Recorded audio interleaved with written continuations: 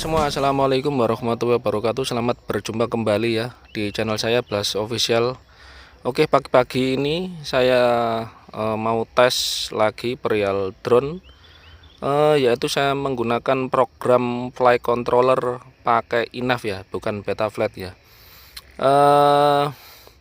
Setelah saya melakukan uji coba, ada kelebihan dan kekurangan ya pada INAV ya. Jadi kelebihannya itu dia bisa post hole, kemudian dia juga bisa akro, dan RTH-nya itu return to home-nya kalau ketika file save itu lebih halus ya daripada betaflight ya.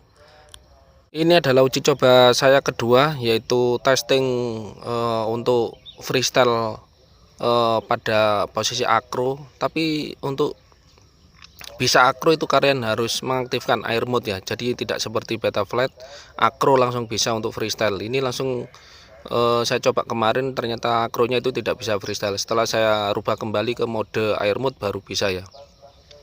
Kemudian saya juga sudah tes untuk RTH, hasilnya sangat mulus dan oke ketimbang betaflight ya.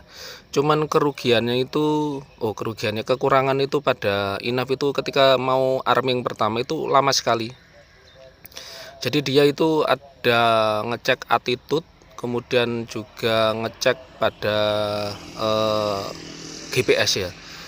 Biasanya GPS tepat, kemudian dia itu attitude-nya itu yang untuk ketika pertama kali terbang itu, baru itu bisa terbang ya setelah semua terpenuhi ya.